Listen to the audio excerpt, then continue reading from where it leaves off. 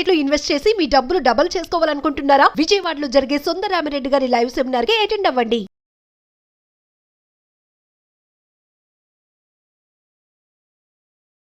నమస్తే, నేను Keshav. Welcome to Suman TV.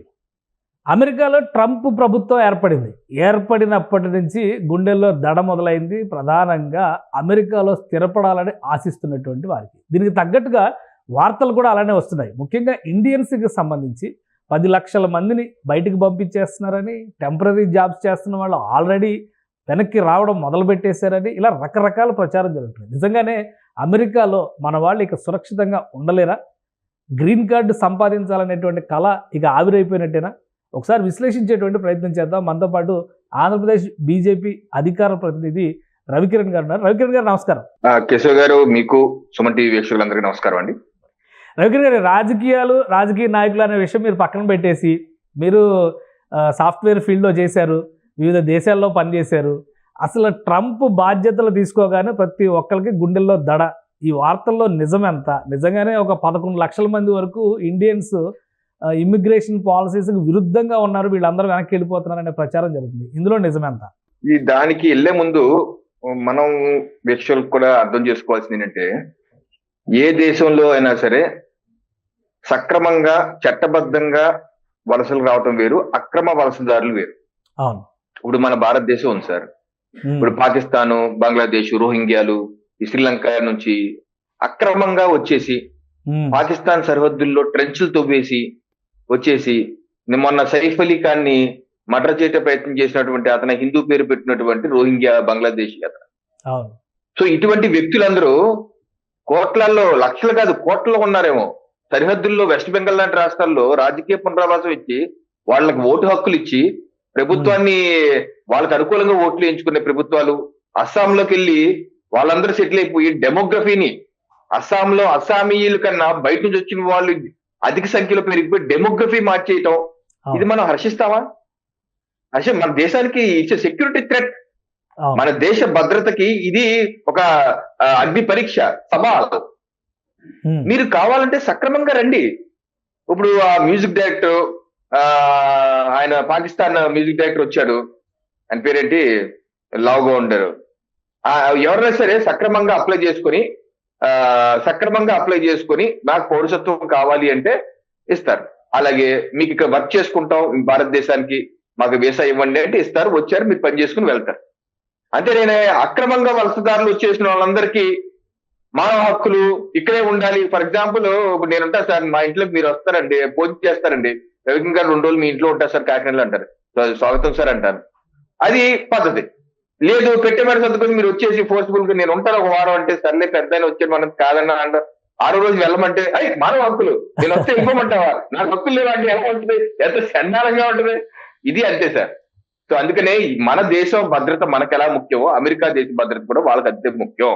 నేను వేరే దేశాల్లో వర్క్ కూడా చేశాను కాబట్టి, నేను ప్రత్యక్షంగా చూశాను కాబట్టి కూడా చెప్తున్నాను. ఇప్పుడు మనం అమెరికాలో ఉన్న పరిస్థితి, అక్కడ ఎవరన్నా సరే సక్రమంగా H1Bలు, F1లు తీసుకుని వెళ్తే ఇబ్బందే లేదు. ఈ రోజు అక్రమంగా వెళ్ళిపోయారు కొంతమంది, రకరకాల మార్గం. ఇది కెనడా నుంచి, నేపాల్ నుంచి, ఖలిస్తానీ బ్యాచ్ ఉన్నారు చూసారా, పంజాబ్ నుంచి వెళ్ళేవాళ్ళు, నేపాల్ నుంచి, కెనడా నుంచి దూకేసి ఆస్ట్రేలియా, అమెరికా వెళ్ళిపోతారు. అలాగే మెక్సికో బార్డర్ నుంచి ఫెన్సింగ్ దూకేసి, ఇప్పుడు ఫెన్సింగ్ దూకుతున్నారు బంగ్లాదేశ్ లో. మనం ఊరుకుంటున్నారా? మన భారతదేశంలో ఉన్నటువంటి మన పౌరులు ఊరుకుంటున్నారా? జై శ్రీరామ్ అని చెప్పి కత్తులు కొడవలు పట్టుకుని మీదకి వెళ్తున్నారు. ఎందుకు ఊరుకుంటామండి? అలాగే మెక్సికో బార్డర్ దాడి వచ్చేస్తే ఊరుకుంటారు వాళ్ళు కూడా.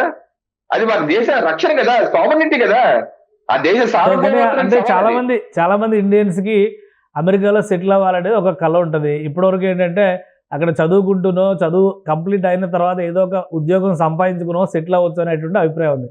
ఇప్పుడు తీసుకొస్తున్నటువంటి ఈ కొత్త రూల్స్ ఫ్రేమింగ్ కానీ, ముఖ్యంగా జన్మతః వచ్చేటువంటి పౌరసత్వాన్ని కూడా అక్కడ తిరస్కరించాలనేటువంటి నిర్ణయానికి గవర్నమెంట్ వచ్చింది. కానీ కోర్టులో ఉంది, ప్రొసీజర్లో అది ఏం జరుగుతుంది అనేది చూడాలి. బట్ ఇది పూర్తిగా సహేతుకం కాదు అని చెప్పని అమెరికన్స్ కూడా వాదిస్తున్న పరిస్థితి ఉంది. కాబట్టి దీనివల్ల మన వాళ్ళు వెళ్ళి ఒక 20 ఏళ్ళ నుంచి 15 ఏళ్ళ నుంచి ఉన్న వాళ్ళు నష్టపోయేటువంటి పరిస్థితులు ఉండవా? ఇది ఆ ప్రాబ్లం కాదు సార్. దీనిలో 2-3 అంశాలు కన్ఫ్యూజ్ చేస్తున్నారు. ఇప్పుడు ఆల్రెడీ H1 నుండి ఉంటున్న వాళ్ళకి ఇబ్బంది లేదు, F1 నుండి ఉంటున్న వాళ్ళకి ఇబ్బంది లేదు. గ్రీన్ కార్డు ఉన్న వాళ్ళు ఉంటున్న వాళ్ళకి ఇబ్బంది లేదు, ఓకే దశాబ్దాలుగా ఉంటున్న వాళ్ళకి ఇబ్బంది లేదు, వాళ్ళ పౌరులు అయిపోయి వాళ్ళు ఎవరికి ఇబ్బంది లేదు. ఇప్పుడు అది ఎవరైతే అక్రమంగా వెళ్ళారో, ఫర్ ఎగ్జాంపుల్ నేను షికాగోలో ఉండేవాడిని. షికాగోలో దివాన్ స్ట్రీట్ అని ఉంటుంది, అది మొత్తం పాకిస్తాన్ స్ట్రీట్ అన్నమాట. దానిలో చాలా మంది చిన్న చిన్న రూముల్లో ఉండిపోతుంటారు, ఇప్పటికీ ఉండిపోతుంటారు. వాళ్ళు ఎవరు ఏంటంటే టూరిస్ట్ వీసాలుగా వచ్చేసి అక్కడ ఉన్న 100 మంది గుంపులు కలిసిపోతారు, పోలీసులకి దొరకరు. వాళ్ళందరూ అక్కడ పని చేస్తుంటారు. ఆ సీట్ లో పటేల్ బ్రదర్స్ అని ఇలాంటి షాప్స్ అన్ని ఉంటాయి, మన పచారీ కొట్లు ఉంటాయి పెద్ద పెద్ద. దానిలో తక్కువ జీతానికి పని చేసేస్తుంటారు. ఇప్పుడు ఎలాగ మనకు బంగ్లాదేశీలు వచ్చేసి టైర్ పంచర్లు ఇటా వేసేవాళ్ళు, ఇంట్లో పని చేసేవాళ్ళు, చిన్న చిన్న డ్రైవర్ గా తక్కువ డబ్బులు వచ్చేస్తారు, మనం చూస్తాం కదా మన కళ్ళ ముందే. అదే రకంగా అమెరికాలో కూడా ఇలా ఇల్లీగల్ గా వెళ్ళిపోయిన వాళ్ళు ఆ పెట్రోల్ బంకుల్లో పని చేస్తుంటారు, ఏం చేస్తుంటారు, లేదా వెళ్ళి క్రైమ్ చేస్తుంటారు, ఇది చేస్తుంటారు. మరి అది ఆ దేశ రక్షణకి ఇబ్బంది కలిగితే అటువంటి వాళ్ళందరినీ ఇప్పటి వరకు 18,000 మంది గుర్తించామని చెప్పేసి మొన్న జయశంకర్ గారిని కలిసినప్పుడు అమెరికా నూతన సెక్రటరీ ఆఫ్ స్టేట్ ఆయన చెప్పడం జరిగింది, మార్కో రూబియో చెప్పడం జరిగింది. ఓకే, ఆబ్వియస్ గా మా పాలసీ అమెరికాయే కాదు ఏ దేశం కానీ అదే పాలసీ. ఎక్కడైనా సరే మా పౌరులు మీ దగ్గర ఇల్లీగల్ గా వచ్చారని చెప్పి మీరు ప్రూవ్ చేయగలిగితే, వాళ్ళు మా భారతీయులని ప్రూవ్ చేయగలిగితే తప్పనిసరిగా మేము తీసుకుపోతాం. అమెరికాయే కాదు ఏ దేశంలో అయినా సరే మాకు ఇదే పాలసీ అని చెప్పి అన్నారు. సో దాని తప్పేంటి? ఆ 18,000 అన్నారు, వెరిఫై చేసుకుంటాం, నిజంగా మన వాళ్ళని తెచ్చుకుంటాం, మనకు వచ్చిన ఇబ్బంది ఏంటి? 10.5 లక్షల మంది వెళ్ళిపోతున్నారు, వీళ్ళందరూ ఇండియన్స్ అని చెప్పని ఒక ప్రచారం జరుగుతుంది, అందులో నిజం లేదా? లేదండి, నిన్న ట్వీట్ కూడా చేశారు కదా, 18,000 మంది మాత్రమే ఉన్నారు ఇల్లీగల్ అన్నారు. దాకా లక్షల్లో మెక్సికో నుంచి వెనిజువేలా నుంచి వెళ్ళిపోయిన వాళ్ళు ఉన్నారు. వాళ్ళందరినీ ఇప్పుడు మెక్సికోన్స్ ఏంటంటే వాళ్ళందరూ ఇక్కడ హోటల్స్ లో చిన్న చిన్న వర్క్ చేసే వాళ్ళు ఉంటారు, వాళ్ళందరూ ఏంటంటే ఎక్కువ అలాగా వచ్చేసి ఉంటుంటారు. సో అన్ని ఇప్పుడు ఏమవుతుందంటే ఆ దేశ పాలిటిక్స్ వెస్ట్ బెంగాల్ లో టీఎంసీ ఎలా గెలుస్తుంది?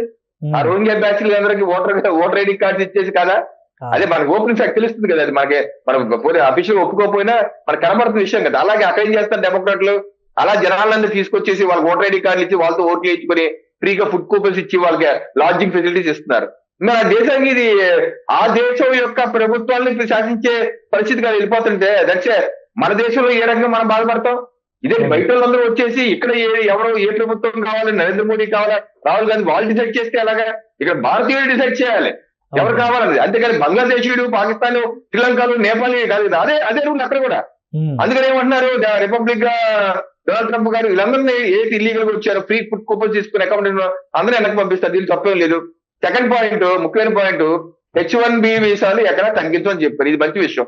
లీగల్ గా వెళ్ళండి ఆయన ఏమంటున్నారు, లీగల్ గా రండి, స్కిల్డ్ పీపుల్ రండి. ఇలాంటి మస్క్ అదే అంటున్నారు. వివేక్ రామస్వామి గారు నేషనల్ సెక్యూరిటీ అడ్వైజర్ లో డైరెక్టర్, ఆయన అదే అంటున్నారు. లీగల్ H1B ఎటువంటి తగ్గింపు ఉండదు. ఆల్రెడీ అవసరమైతే 1 సంవత్సరం 2 సంవత్సరం తర్వాత కేశవ్ గారు మీరు ఈ పరిణామాలు డిపోర్టేషన్ పరిణామాలు అయినాక అక్కడ వర్క్ ఫోర్స్ తగ్గుతారు. ఎందుకంటే ఈ లక్షల్లో బయటికి వెళ్ళారనుకోండి, ఆ వర్క్ ఫోర్స్ తగ్గుతారు కదా, తగ్గినప్పుడు వాళ్ళు ఫిల్ చేసుకోవాలి ఈ గ్యాప్, మళ్ళీ ఆ కోట పెంచే అవకాశం ఉంది. ఇప్పుడు కొత్తగా చెప్పింది ఏంటంటే H1B వీసాలంటే ఐటీఏ కాదు, ఒక ప్లంబర్ అద్భుతమైన నైపుణ్యం ఉంది ఆయన రావచ్చు, ఒక కార్పెంటర్ అద్భుతమైన నైపుణ్యం ఆయన రావచ్చు, ఒక క్షౌరకుడు అద్భుతమైన నైపుణ్యం ఆయన రావచ్చు అంటున్నారు. అందరికీ అవకాశాలు వస్తాయి, ఒక కేవలం ఐటీఐనే కాదు, ఆ కోట కూడా పెంచే అవకాశం ఉంది. ఎటువంటి మార్పు లేదు, మరింత లిబరలైజ్ అయిందంట, అన్ని ఫీల్డ్కి విస్తరించేటువంటి అవకాశం ఉంటుంది ట్రంప్ హయాం. విస్తరిస్తూ కోట కూడా పెరుగుద్ది. ఎందుకంటే రేపు అక్కడ పనిచేసే వాళ్ళు ఎవరు ఉండరు, వెళ్ళిపోతారు, వాళ్ళని డిపోర్ట్ చేస్తారు, అఫీషియల్ గా లీగల్ గా రమ్మంటారు. సో మనలాంటి భారతదేశం మిత్ర దేశం కదా, that is the oldest democracy, this the biggest democracy. ఇక్కడ ట్రంప్ ఉన్నారు, అక్కడ మోడీ ఉన్నారు, ఇద్దరు కలిసి పని చేసుకుంటే కోట కూడా పెరుగుద్ది. అలాగే ఇంకోటి F1 అయిపోయిన F1 చదువు కోసం వెళ్తారు కేశవ్ గారు, చదువు కోసం వెళ్ళాక 1 year పాటు చదువు అయిపోయినాక 1 year పాటు పని చేసుకోవచ్చు. అది అయిపోయిన తర్వాత కావాలంటే 2 ఏళ్ల పాటు ఎక్స్టెండ్ చేస్తారు. అది జో బైడెన్ అడ్మినిస్ట్రేషన్ తీసుకొచ్చిన మార్పు, దాన్ని కూడా ఏం మార్చలేదు, అది అలాగే ఉంది. ఇప్పుడు కూడా F1 వెళ్తే ఆ 3 ఏళ్ల పాటు అక్కడ వర్క్ చేసుకోవచ్చు. మనం స్టూడెంట్స్ పైన ఎలాంటి ప్రభావం ఉండదు, అయితే ఉండదు సార్. స్టూడెంట్స్ పై ఎలాంటి ప్రభావం ఉండదు. వాళ్ళు 3 ఏళ్ల పాటు వర్క్ చేసుకోవచ్చు. ఆ తర్వాత H1B తెచ్చుకుంటే అక్కడే ఉండి మళ్ళీ వర్క్ చేసుకోవచ్చు. H1B వచ్చాక గ్రీన్ కార్డ్ ప్రాసెసింగ్ పెడతారు, గ్రీన్ కార్డ్ వస్తే ఇంకా ఉండిపోతారు. ఇంకోటి బర్త్ రైట్ గురించి కన్ఫ్యూజన్. ఇప్పుడు మన భారతదేశానికి హైదరాబాద్ కి పాకిస్తాన్ నుంచి ఒక జంట వచ్చారు సార్, H1B మీద వచ్చారు అనుకుందాం. మీ ఛానల్లో వర్క్ చేయడానికి 1 సంవత్సరం పాటు వచ్చారు అనుకున్నాం. ఇప్పుడు వాళ్ళు ఇక్కడ ఒక పిల్లోడికి అన్నారు అనుకోండి, ఇప్పుడు ఆయన భారతీయులు అనాలా ఆ పిల్లోడిని? మన అనగల భారతీయుడని? కానీ 100 ఏళ్ల నుంచి అదే పాలసీ ఉంది కదా అమెరికాలో, immigration policy, citizenship by natural citizenship by birth అనేది న్యాచురల్ సిటిజన్షిప్ అని చెప్పి వాళ్ళే క్లెయిమ్ చేస్తున్నారు కదా. ఇప్పుడు మన దేశంలో అలా ఉంటే సమస్య ఉండేది కాదు మీరు చెప్పినట్టుగా. కానీ ఉన్న చట్టాన్ని మారుస్తాం అనే దానిపైన కదా అభ్యంతరాలు వస్తుంది. అదే ఇప్పుడు వాళ్ళు మార్చుకుంటారు, కోర్టుకి వెళ్ళారు, ఇల్లినాయ్ కోర్టు ఆ స్టే ఆర్డర్ ఇచ్చింది, అది ఓకే, ఆ లీగల్ ఆస్పెక్ట్ ఏంటో వాళ్ళు చూసుకుంటారు.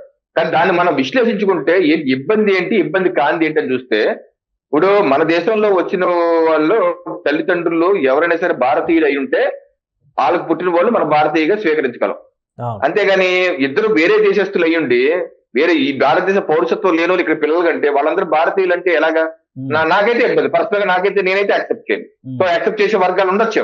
ఆ రకంగా అక్కడ కూడా ఏమంటున్నారు, నువ్వు ఇక్కడ పిల్లలకి అనే తల్లిదండ్రులకి ఇద్దరు అమెరికన్ సిటిజన్స్ అయి ఉండాలి, ఓకే, కాకపోయినా పర్లేదు, ఇద్దరులో ఎవరో ఒకరికన్నా గ్రీన్ కార్డు అయి ఉండాలి అంటారు. దీనిలో తప్పేంటి? నేను వ్యక్తిగతంగా తప్పేం పట్టాడు. గ్రీన్ కార్డ్ అన్నా సిటిజన్షిప్ అన్నా భార్యాభర్తలు ఎవరో ఒకరికన్నా ఉండాలి అంటున్నారు ఆయన.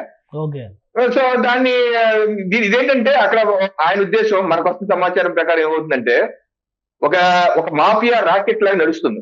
ఏంటి, ఇందాక నేను చెప్పినట్టు అక్రమ వలసదారులు ఏదో రకంగా అక్కడికి వెళ్ళిపోయి బోర్డర్ లో, మెక్సికో బోర్డర్ లో ఎక్కువ ఫెన్సింగ్ లేదు కేశవ్ గారు. వాళ్ళు ఇలాగే మన పాకిస్తాన్ బోర్డర్ లానే కింద నుంచి టంచులు ఎదుగుతూ వేసుకుని వచ్చేస్తారు.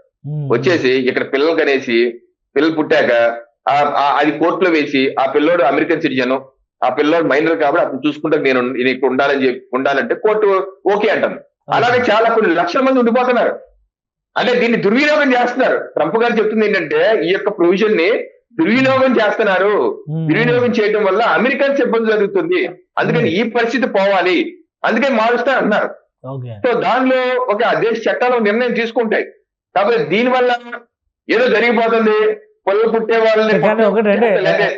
రవికిరణ్ గారు ఒక విషయం, మరి ఇండియన్స్ చాలా వర్రీ చెందుతూ డెలివరీలకి సంబంధించి సిజేరియన్ ఆపరేషన్లు చేయించుకుంటున్నారు. ఫిబ్రవరి 19వ తారీఖు లోపు పుడితేనే అమెరికన్ సిటిజన్స్ అవుతారు మా పిల్లలు అనేటువంటి ఫీలింగ్ తో ఉన్నారు. దీనిపైన కూడా తెగ వార్తలు వస్తున్నాయి. మరి నిజంగా ఇంటర్నేషనల్ మీడియా నుంచి వస్తున్నాయా లేదా మరి తెలుగు వాళ్ళు వండి వారుస్తున్నారా కథనాలు? క్లారిటీ ఇవ్వండి మీరే. సార్ ఇప్పుడు అమెరికాలో సిజేరియన్ ఓ పట్టాన్ని చేయరు, మన దేశంలో కాదు. మన దేశంలో పువ్వు అంటే కోసేస్తారు, ఆ అంటే కోసేస్తారు. ₹1,00,000, ₹2,00,000, ₹3,00,000 ప్యాకేజ్ అంటారు. నార్మల్ డెలివరీ ప్రయత్నమే చేయరు, 90% ప్రయత్నం చేయరు, డబ్బుల కోసం గుంజేస్తారు. అంటే అమెరికాలో కాదు, నార్మల్ డెలివరీ 95% నార్మల్ డెలివరీ అవుతాయి. ఇప్పుడు ఈ పేపర్ కథలు రాసినట్టు మాత్రాన, వాళ్ళు హాస్పిటల్ పరిగెత్తినంత మాత్రాన కోసే కార్యక్రమం అక్కడ చేయరండి. అక్కడ అవ్వదు. అలాగా తెలుగు పత్రికల్లో కూడా ప్రధానమైన పత్రికల్లో కూడా ఏదో డెలివరీ అని పెద్ద పెద్ద హెడ్లైన్లు పెట్టి సఫా కోసేస్తున్నారని అదే స్టైల్లో ఆ లాంగ్వేజ్ కూడా అలానే రాశారు. నిజంగా ఇంతమంది కోసేస్తున్నారా రోజుకనే సందేహం వచ్చి, అసలు నార్మల్ డెలివరీ కాకుండా సిజేరియన్ చేయాలంటే ప్రొసీజర్ ఏముంటుంది అక్కడ అమెరికాలో? సరే ఇప్పుడు వీక్షలు కూడా ఆలోచించండి. ఒక పిల్లోడు, ఒక బాబు పాప పుట్టాలంటే 9 మాసాలు పరిపక్వత డిఫరెంట్ స్టేజెస్ లో అవుతుంది. అవును, ట్రంప్ రూల్స్ మారుస్తా అని చెప్పి 7 మాసాల్లోనే పరిపక్వత వచ్చేస్తారా? పూర్తి పిల్లలకు తయారైపోతారా? ప్రకృతి సాధ్యమా అది? 7 మాసాల్లో 8 మాసాల్లో పూర్తి పరిపక్వత వచ్చేస్తారా అండి? ఒకసారి ఆలోచించారు. Is it possible? 9 మాసాలు నిన్నకుండా పూర్తిగా మన బాబు రాదు కదా, గ్రోత్ జరగదు కదా, బయాలజికల్ గ్రోత్ జరగదు కదా. 8 నెలలు 9 నెలలు దగ్గరలో ఉండేవాళ్ళు ప్రైవేట్ హాస్పిటల్స్ లో ఉంటే, ఇప్పుడు మన ప్రైవేట్ హాస్పిటల్స్ లో ఎట్లయితే వెళ్ళి ఈ పలానా డేటు పలానా ముహూర్తం ఫిక్స్ చేసుకోగానే ఆ టైంకి సిజేరియన్లు చేస్తున్నారు కదా, అమెరికాలో అలా చేస్తారా? ప్రైవేట్ హాస్పిటల్ సిస్టమ్ అనేది అక్కడ ఉందా? మెడికల్ సిస్టమ్ చాలా ఎక్స్పెన్సివ్ అక్కడ. ప్రతిదీ ఇన్సూరెన్సే, ప్రతిదీ డాక్యుమెంటెడ్ ప్రూఫే. సూ చేస్తారు, మిలియన్ డాలర్ సూ చేస్తారు. అందుకని మనలాగా ముహూర్తాలు పెట్టుకొని కట్ చేసే కార్యక్రమాలు అమెరికాలోను వేరే దేశాల్లో, యూరోప్ లో కూడా జరగదండి. అలాగా అలా ముహూర్తాలు పెట్టేసి కట్ చేసుకునే కార్యక్రమం ఉండదు.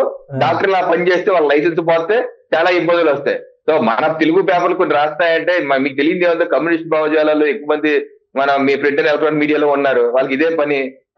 అక్కడ ఉన్నటువంటి డొనాల్డ్ ట్రంప్ అడ్మినిస్ట్రేషన్ గురించి ఈ జార్జ్ సోరోస్ బ్యాచ్ తో కలిసి కథనాలు రాస్తుంటారు.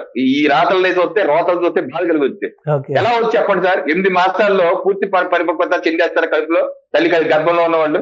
పరిపక్వత చెందకుండా సిటిజన్షిప్ కోసమే ఆ బాబో పాపో ప్రాణాలతో తల్లిదండ్రులు చెలగాటం ఆడతారా? ఏ తల్లిదండ్రులు అయినా సరే ఆ బాబు ప్రాణాలతో చెలగాటం ఆడతారా? అది సాధ్యమేనా? లేకపోతే ఏ ఆసుపత్రి అయినా చెలగాటం ఆడతారా? ఏంటంటే దిక్కుమాలిన రాతలు రాయటం తప్పితే ఏం లేదండి. ఏదేమైనా సరే ఇప్పుడు అమెరికా ఫస్ట్ అంటున్నారు సార్ ట్రంప్ గారు, మోడీ గారు ఏమంటున్నారు ఇండియా ఫస్ట్ అంటున్నారు. మోడీ గారు ఏమంటారు మేక్ ఇన్ ఇండియా అంటారు, డొనాల్డ్ ట్రంప్ ఏమంటారు మేక్ ఇన్ అమెరికా అంటున్నారు. ఆయన ఆ దేశ రాష్ట్రపతి కాదు ఆ దేశం గురించి ఆలోచిస్తారు, ఈ దేశ ప్రధానమంత్రి కాదు ఈ దేశం గురించి ఆలోచిస్తారు. తప్పేంటి? ఇప్పుడు మన దేశంలోనే ఉత్పత్తి చేయాలి, అన్ని దిగుమతి చేసుకోకూడదు అని నరేంద్ర మోడీ గారు ఇది వికసిత భారత్ సంకల్ప యాత్ర. మనం దిగుమతి చేసుకుంటా ఉంటే మన దేశంలో ఉద్యోగ ఉపాధి కల్పన ఎలా జరుగుతుంది, మన దేశం సంపద ఎలా పెరుగుతుంది, మన దేశంలో ట్యాక్స్ కలెక్షన్స్ ఎలా వస్తాయి, మన దేశం అభివృద్ధి ఎలా జరుగుతాయి, జీడిపి ఎలా గ్రో అవుతాయి. దిగుమతి చేసుకుంటే ఉన్న డబ్బు వెళ్ళిపోతుంది బయటికి, లోపల రాదు కదా. సో అందుకని మేక్ ఇన్ ఇండియా అంటున్నాం, ఆయన మేక్ ఇన్ అమెరికా అంటున్నారు. తప్పేంటి? భారతీయులకు ఎలాంటి ఇబ్బందులు రావంటారు, భారతీయులకు ఎలాంటి ఇబ్బందులు రావు. ఇప్పుడు ఇల్లీగల్ అక్రమ వలసదారుల మీద అమెరికా ప్రభుత్వం యాక్షన్ తీసుకుని మనకి అడ్వాంటేజ్ ఏంటంటే మనకు వచ్చేది వేలల్లోనే ఉంటారు, ఇక్కడ నుంచి బయటకు పోయే లక్షల మీద ఉంటారు. ఇది Rohingya batch, Pakistan batch, Bangladesh batch, ఈ బ్యాచ్ లక్షల్లో మనం హ్యాపీగా బయటకు పంపించవచ్చు. ఏ మానవ సంఘం లేకపోతే అమెరికా సంఘం జార్జ్ సోరోస్ టీము ఆ టీం ఎవరు రారు, నోరు ఎప్పుడు అమెరికానే పంపిస్తుంది కదా బయటికి, అమెరికానే పంపిస్తున్నారు, భారతదేశం ఎందుకు పంపించకూడదు? ఇదనమాట. అలాగే మనకు అడ్వాంటేజ్, మనం క్లీన్ చేసుకోవచ్చు. ఇటువంటి వ్యక్తులందరినీ చక్కగా ఏరి పడేయచ్చండి, బయటికి పంపించేయచ్చు. అలా మనకి ఇబ్బంది ఉండదని మంచిగా జరుగుతుంది. రైట్. థ్యాంక్ యూ రవికిరణ్ గారు విశ్లేషణ అందించినందుకు. ఇది అమెరికాలో కొత్త అధ్యక్షుడు డొనాల్డ్ ట్రంప్ తీసుకుంటున్నటువంటి నిర్ణయాల వలన భారతదేశానికి వచ్చేటువంటి నష్టం పెద్దగా ఏమీ లేదు. పైగా ఆ నమూనాని ఆచరిస్తే మేక్ ఇన్ ఇండియా కాన్సెప్ట్ మరింత విస్తరించడానికి అభివృద్ధి చెందడానికి అవకాశం ఉంటుందని రవికిరణ్ గారు విశ్లేషిస్తున్నారు. అలానే అమెరికాలో వేలమేరిగా సిజేరియన్ ఆపరేషన్లు జరుగుతున్నాయి అనేటువంటివి కూడా ఏమాత్రం లాజిక్ తెలియని మాటలు లేదా అమెరికా గురించి తెలియని వారు చేసేటువంటి ప్రచారాలుగా ఆయన కొట్టిపడేస్తున్నారు. డొనాల్డ్ ట్రంప్ అమెరికా ఫస్ట్ అనడానికి కారణం ఆయన మాతృదేశానికి సంబంధించి అభివృద్ధి చెందాలనేటువంటి కళలో భాగంగా జరుగుతున్నటువంటి ప్రక్రియగానే దీన్ని చూడాలి. ఇక భారతీయుల్లో నిజమైనటువంటి టాలెంట్ ఉన్న వాళ్ళకి H1B వీసాల సంఖ్య భవిష్యత్తులో పెరగడానికి కూడా ఆస్కారం ఉందని విశ్లేషిస్తున్నారు. ఇది special discussion. Keep watching. Suman టీవీలో మీ పర్సనల్ అండ్ బిజినెస్ ప్రమోషన్స్ కోసం కింది నెంబర్కి కాంటాక్ట్ చేయండి.